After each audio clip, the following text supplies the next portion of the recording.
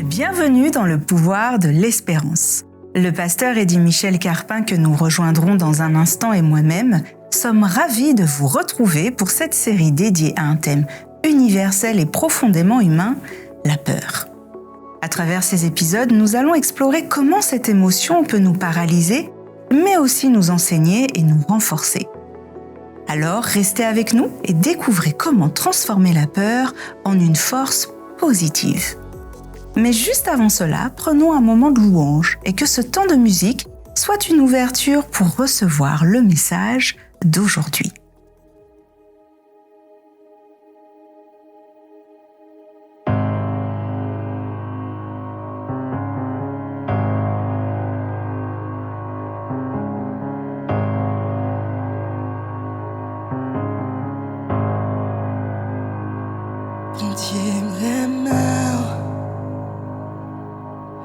Miséricorde pas fini, depuis l'en fête, ou porter moi en main.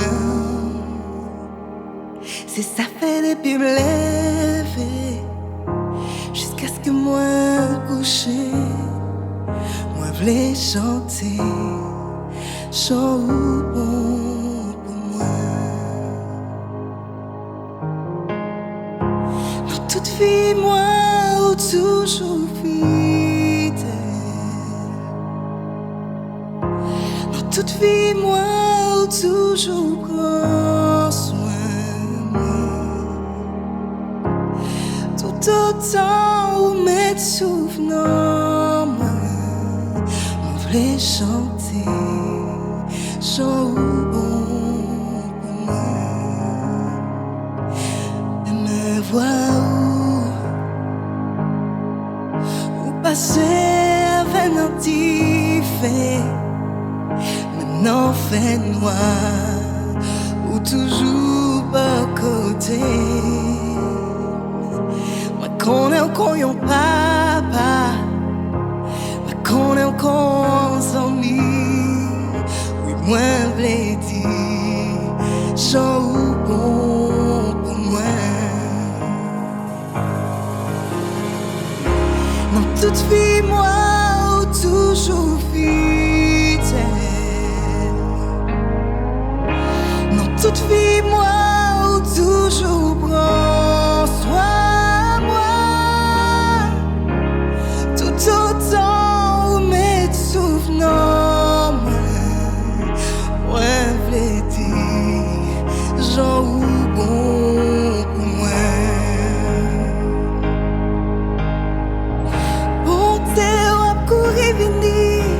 Courez venir, joins-moi. Bonté, courez venir, joins-moi.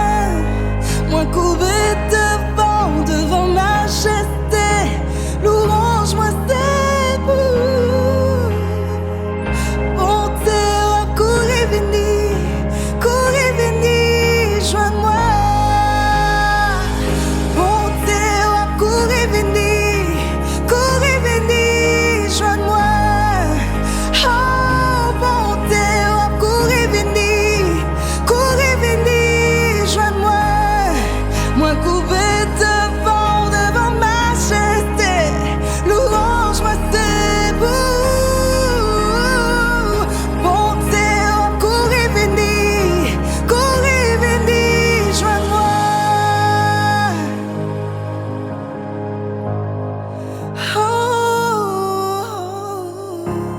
Toute vie, moi, toujours fidèle. Oh, dans toute vie, moi, toujours prends soin de moi. Tout autant où mes souvenants, moi vle di, Jean ou bon pour moi. Oh, dans toute vie, moi, ou toujours fidèle. Dans toute vie, moi, ou toujours prend soin moi. Et tout autant où m'étouffe, non, moi v'lais chanter, chant bon pour moi. Moi v'lais chanter, chant bon pour moi. Moi v'lais chanter, chant bon pour moi.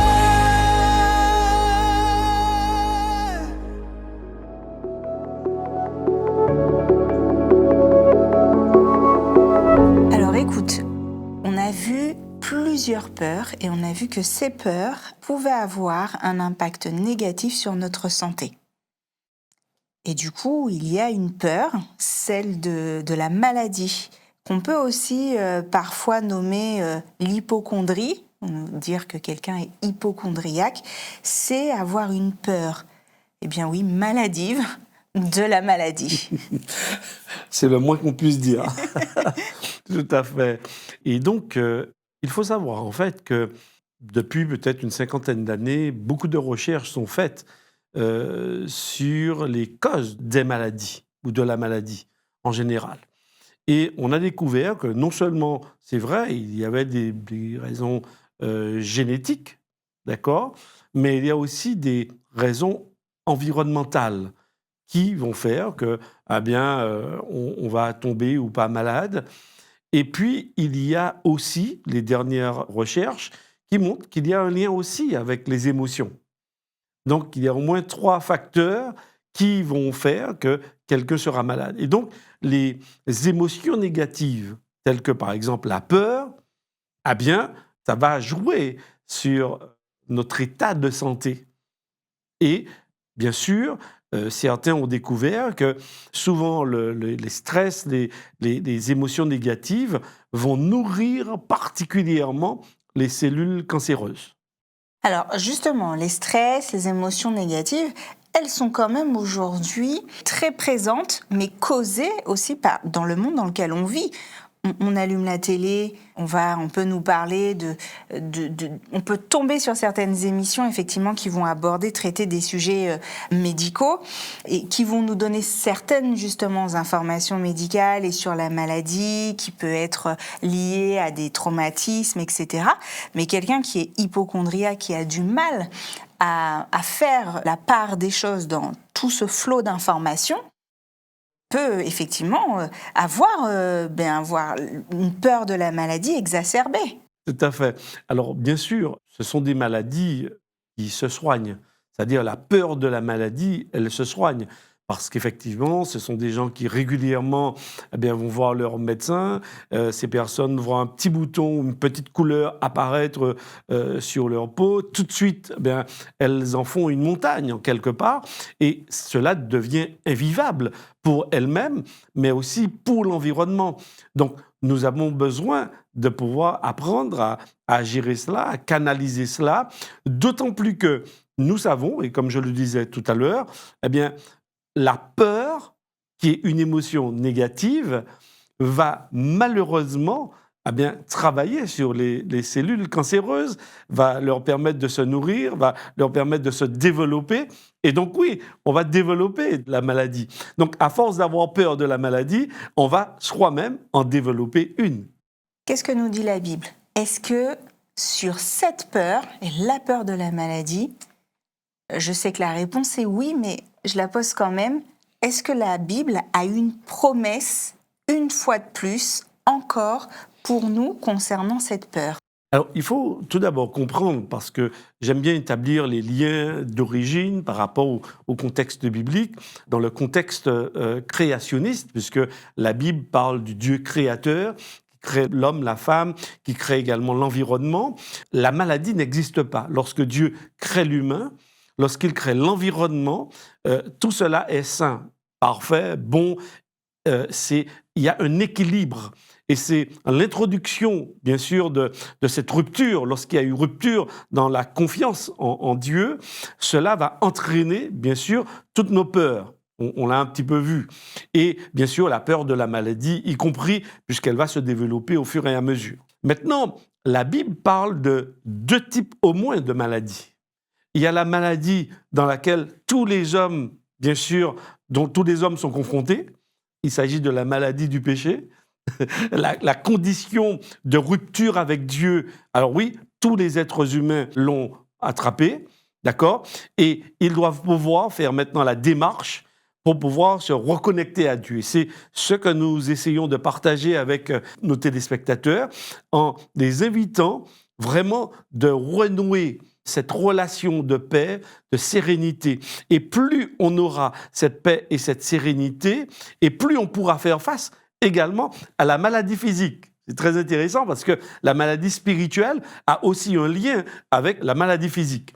Et le deuxième aspect, c'est que lorsque nous regardons la Bible, face à la maladie, eh bien, on observe que Dieu a pour objectif de nous soigner, de prendre soin de nous.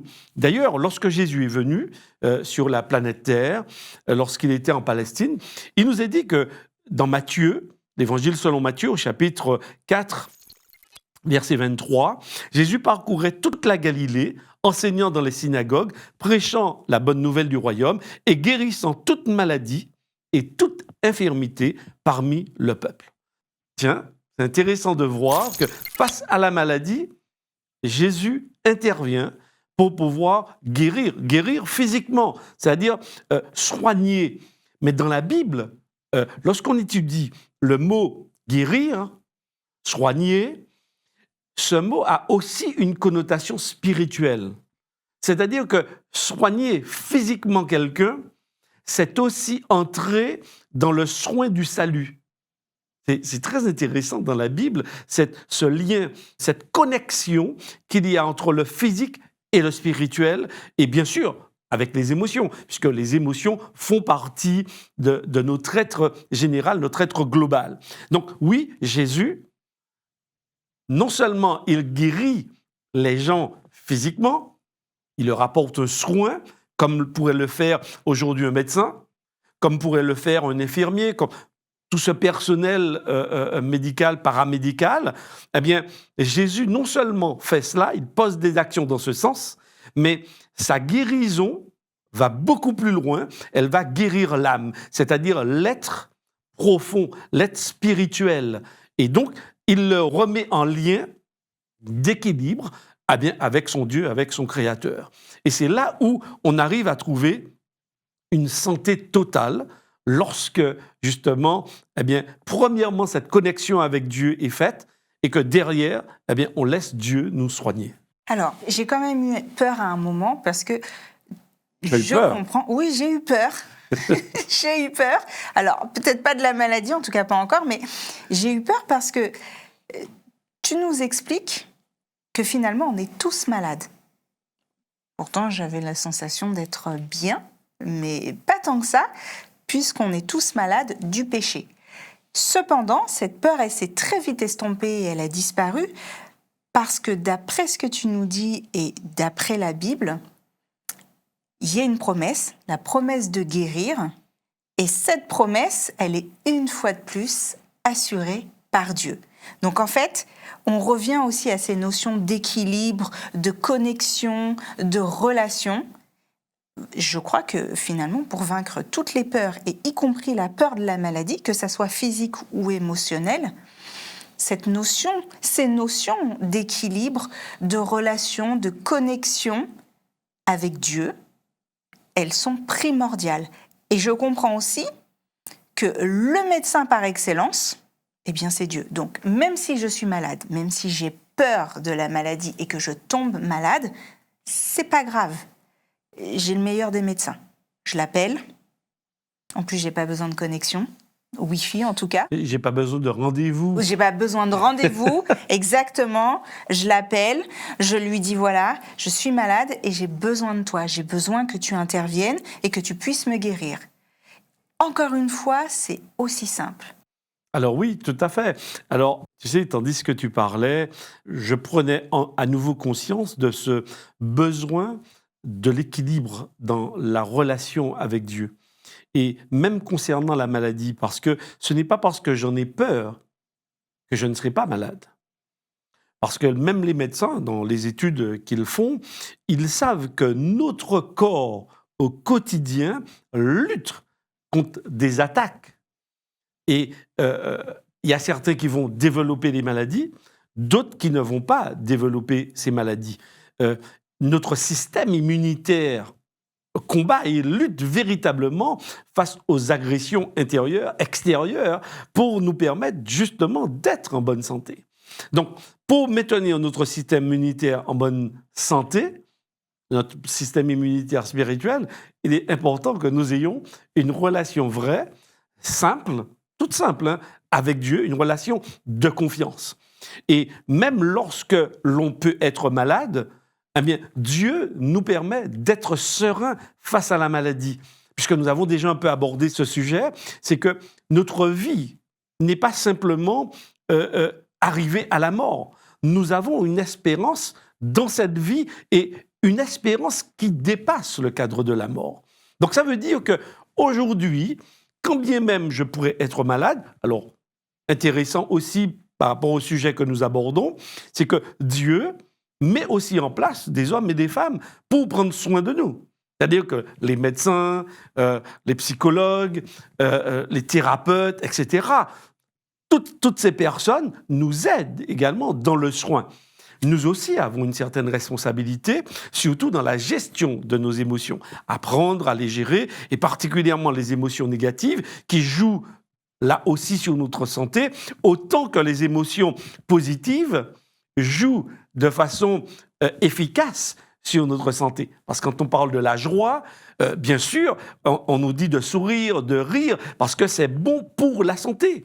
Et nous savons que cet état émotionnel, la Bible en parle d'ailleurs, puisque la Bible dit, c'est Salomon qui en parle, il dit « Un cœur joyeux est un bon remède, mais un esprit abattu dessèche les os. » Donc effectivement, souvent quand on a peur, on se retrouve en état de stress, on se retrouve abattu, et cela aura des conséquences physiques, non seulement psychologiques, mais aussi des conséquences physiques. Et la Bible nous dit, mais ok, développez de préférence des émotions positives, parce que ces émotions positives vont jouer un rôle bienfaisant sur votre être. Et cela va permettre également à votre corps d'avoir des anticorps suffisamment forts, solides, pour pouvoir combattre ces maladies. Alors bien sûr, Florine, je ne suis pas médecin, j'ai simplement lu quelques ouvrages. Des médecins seraient beaucoup plus précis à ce niveau. Mais ce qui est intéressant d'observer déjà, c'est que la Bible envisage l'être humain dans sa globalité. Il n'y a pas de dichotomie entre le corps et l'esprit. D'accord ? Il n'y a pas de dichotomie, de séparation, d'accord, entre l'esprit, ma réflexion, mes émotions, d'accord, et mon corps physique. Nous sommes, en fait, des êtres globaux. Je suis entier. Et ma santé, d'accord, eh bien, je dois l'envisager dans toutes ces dimensions. Et justement, la peur de la maladie, parce qu'il y a certains qui ont peur simplement de la maladie physique, mais en fait, Dieu, il ne veut pas simplement soigner, il ne répond pas seulement à la maladie physique, mais il veut nous soigner globalement. Et je crois que l'objectif de cette émission en particulier, c'est de permettre aussi à nos auditeurs de comprendre l'impact de nos émotions. Et je sais que l'être humain, bon, il peut être s'emporter, donc générer également des émotions extrêmement négatives. Parfois, on l'utilise dans notre vocabulaire, on parle de brasser du noir. On parlait de l'obscurité. Tout à fait. C'est vrai que tous ces éléments affaiblissent notre système immunitaire, nous affaiblissent et malheureusement développent les maladies. Mais Dieu, lorsqu'il vient nous éclairer, lorsqu'il vient par sa présence dans nos vies nous apporter la sérénité, la paix, la réconciliation, Parce que même par rapport à la maladie, bon, peut-être que je n'ai pas beaucoup de temps pour développer sur cet aspect, mais l'un des remèdes à la maladie, alors non seulement la relation avec Dieu, mais dans la relation avec Dieu, il y a ce qu'on appelle le pardon. Et le pardon permet aussi de guérir de l'intérieur. Lorsqu'on a été brisé, lorsqu'on a été meurtri, lorsqu'on a été dévalorisé, eh bien, cette guérison psychologique est extrêmement importante. Et il ne faut pas simplement penser à la maladie physique, mais il y a des gens aussi qui peut-être peuvent avoir un très bon physique, mais leurs émotions, leur psychique, en tous les cas, est abîmé. Il est meurtri, il est malade. Et donc, il faut pouvoir soigner ces différentes maladies. Et Dieu, quand il vient dans nos vies, eh bien, il vient apporter des réponses à tous ces aspects de notre être pour nous permettre de prendre conscience de qui l'on est. Il nous fait prendre conscience que nous sommes aimés. Il nous permet de prendre conscience qu'il nous pardonne. C'est-à-dire, pardonner, c'est effacer. Effacer ce qui n'a pas été, ce qui a fait mal. Mais quand Dieu parle de pardon, il parle aussi de réconciliation. Avec Dieu, le pardon va avec la réconciliation. Ça veut dire qu'il va nous permettre de retrouver une relation brisée. Et je lisais dans l'un des ouvrages, justement, par rapport à cette émission, qui m'a beaucoup interpellé, l'auteur fait le lien entre la maladie, le cancer et les émotions. Et il dit, ce n'est pas un auteur premièrement chrétien, c'est très intéressant, il est plutôt scientifique, basé sur la raison, etc. Et il dit que la perte de la paix intérieure va entraîner la maladie. Et pour retrouver un équilibre, une sérénité intérieure, c'est l'état de santé totale. Alors moi, j'ai trouvé que c'était vraiment extraordinaire qu'il parle de santé totale en lien avec la paix intérieure. Alors effectivement, puisque tu nous le dis, Dieu nous voit dans sa globalité, physique et émotionnellement. Oui. Ce qui est intéressant, c'est si on tombe malade demain, parce que ça peut arriver. Oui. On n'est pas à l'abri, on sait qu'il y a une promesse, que l'on peut guérir.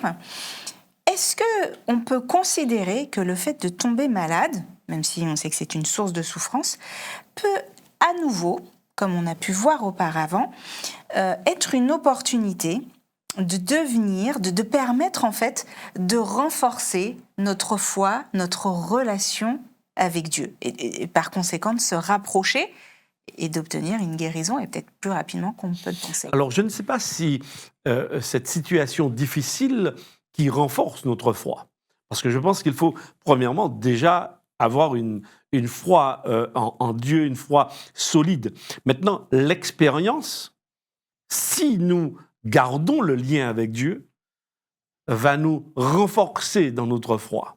Parce que pour certaines personnes, une expérience telle que la maladie peut être déprimante et cela peut les conduire dans le rejet de Dieu. Donc je ne dirais pas que la maladie elle-même renforce ou pas. Non, c'est notre façon de réagir face à l'événement qui va ou pas renforcer ce lien. D'accord ? Donc effectivement, on peut être malade. Je peux être malade demain. J'irai voir le médecin, je chercherai des moyens, mais est-ce que je continuerai à faire confiance à Dieu ? Alors, quand moi je lis la Bible, je découvre que Dieu, en fait, lorsque Jésus était sur terre, il n'a pas guéri tous les malades. Tous les malades de la Palestine n'ont pas été guéris parce que Jésus était sur terre. Il y a une réalité dans le plan de Dieu. Il y a aussi un projet de Dieu qui s'exprime. C'est-à-dire que là, Dieu va me donner un exemple sur un petit territoire avec plusieurs personnes guéries, d'accord, pour me parler du grand plan. Parce que le grand plan de Dieu, c'est que justement, toute maladie, toute infirmité puisse disparaître.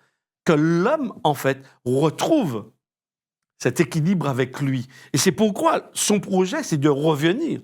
C'est de revenir pour que tous ceux qui lui auront fait confiance, appris à lui faire confiance, eh bien, poursuivent leur vie avec lui et que dans cet équilibre, eh bien, la maladie disparaît. Par exemple, dans le livre de l'Apocalypse, au chapitre 22, il nous est dit que Dieu, dans cette ville qu'il nous propose, eh bien, il y aura un arbre qui porte des fruits chaque saison, chaque mois, et dont le feuillage sert à la guérison des nations. Alors, dans l'idée du texte, c'est pas qu'il y a un arbre qui porte des fruits et qui va guérir, etc. Mais dans l'idée du texte, c'est de nous faire comprendre que les êtres humains ne souffriront plus de maladies. Donc, si aujourd'hui je suis hypocondriaque, pour me soigner de cette peur, d'accord, c'est d'accueillir le plan de Dieu, premièrement. Parce que Dieu, ce n'est pas simplement quelques boutons, quelques maladies, quelques cancers. Non. Il va me régénérer totalement et il me propose d'avoir une vie sans maladie, sans souffrance, sans souci, sans préoccupation, sans stress, sans peur. Sans peur. Alors, pasteur, une fois de plus, on comprend l'équilibre. Cette notion est vraiment très très importante, on le comprend. Et notamment dans les projets, les plans divins, ni la mort ni la maladie est au programme. Donc on peut dépasser cette peur, dépasser ces peurs. Et Dieu est là pour nous aider. Je te propose le mot de la fin quant aux peurs de la maladie. Alors, oui, nous vivons dans un monde, dans un environnement et nous sommes solidaires les uns et les autres. Que l'on soit croyant ou non, la maladie peut nous toucher. Mais Dieu se propose déjà de venir rétablir, nous guérir de la maladie du péché, c'est-à-dire du lien cassé entre nous et lui. Il nous propose de rentrer à nouveau en relation, de nous guérir de nos blessures psychiques, psychologiques, de nous guérir également et de nous apporter la force pour traverser les maladies auxquelles nous sommes confrontés. Donc déjà ici et maintenant, apprenons à faire confiance à Dieu, plaçons-le dans nos vies, accueillons-le dans nos vies et cette paix, cette peur de la maladie va disparaître.